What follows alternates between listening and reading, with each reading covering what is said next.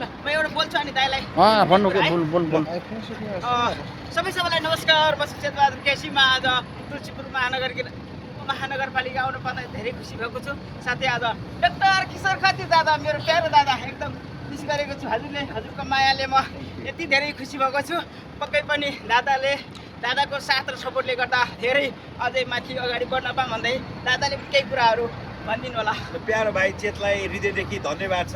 उहाँ शारीरिक रूपमा अशक्त भए पनि उहाँको मन यति ठुलो छ कि उहाँ यति प्रतिभाशाली हुनुहुन्छ कि उहाँका प्रत्येक गीतका नाचहरू मैले हेर्ने गर्थेँ। उहाँको म एकदम ठुलो बिग फ्यान पनि हो र उहाँ अहिले राष्ट्रिय लेभलको एउटा कलाकार पनि हो र उहाँलाई म धेरै धेरै शुभकामना दिन चाहन्छु।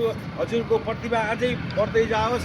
हजुरले जुन सेवा गर्नुभएको छ हामी बङ्गालीहरूलाई, त्यो देशभित्र मात्रै सीमित नरहेर अन्तर्राष्ट्रिय लेभलमा पनि तपाईँको नाम चलोस्, यही नै म हजुरलाई शुभकामना दिन चाहन्छु। धन्यवाद।